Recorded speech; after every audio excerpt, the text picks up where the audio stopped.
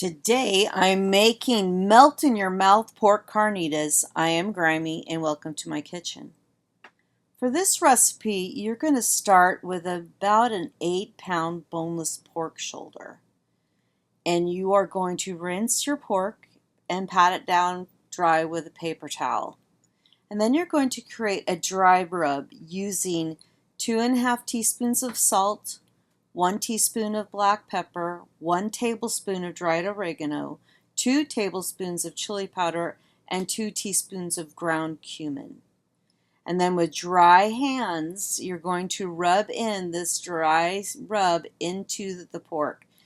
And if you notice in boneless pork shoulder, there's a gap between, it's like not as, you can get the seasonings deep inside the pork. And so after that, you're going to spray the lining of your crock pot, put the pork in fat side up, cover it with a cup, basically 1 minced onion, and 5 cloves of garlic that are minced, and then the juice of an orange, which is about 3/4 cup. And then you're going to cook it on high for 7 hours. After you have cooked your pork, you're going to remove that fat, that top layer of fat that's on boneless pork shoulder, and the rinds from your oranges, and you're going to discard that. You're going to throw that away because you do not want pork fat in your carnitas. So take any fat that you see out of your pork, and then you're going to, of course, remove all the pork meat out of the crock pot and then begin to chop it up finely. I like to chop mine up in bite-sized pieces so I can use it in a lot of different things. So as you can see, you're going to put that chopped pork right back into all those juices that have the orange juice and the onion and the garlic, and all of that is so beautifully like melted while it has cooked in the 7 hours that you don't see the onions and you don't see the garlic. And so your family members that don't like those things can get the benefit of the flavor of those things without seeing it. And so you're going to chop up that pork meat finely, and you're going to put it back into those juices, removing any chunks of fat, because no one likes a mouthful of fat. That is gross. And so just make sure that you're removing any and all fat. And if you haven't done so already, please subscribe. I really appreciate your watching my videos, and subscribe to them, please. I really do appreciate it, so that when a new one comes out, which I try to do once a week, then you'll get to see it. And so I'm doing these recipes for the benefits of my family, but I hope you get benefits from it too. Because what I love about this recipe, with a pork shoulder, it's a lot of meat. And you will have the ability to have some of it left over unless you're feeding an army. But if you're not feeding an army, you're going to have a lot of leftover meat from this.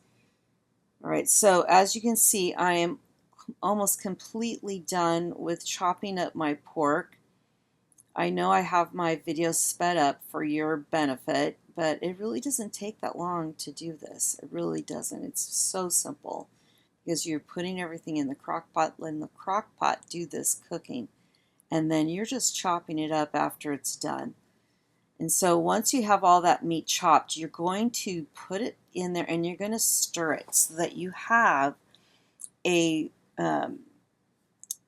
ability, and your meat will suck up all of those juices.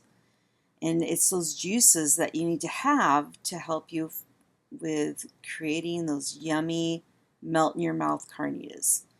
So what I'm going to do after I have everything mixed is I'm going to get a frying pan that has a lid, and I'm going to put it on high heat. I'm going to add a tablespoon of some kind of grease. I had baked grease on hand, so I used baked grease. I will use olive oil in future fries. And then I'm going to put a bowl of those hot carnitas right into this pan.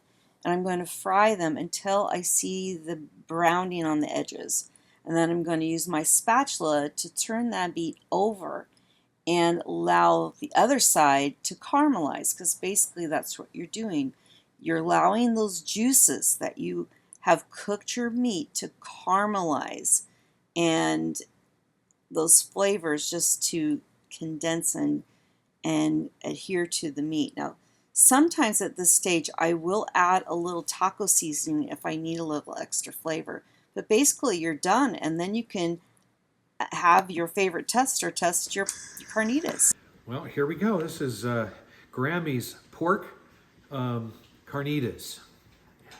It's really good. It's taken some time.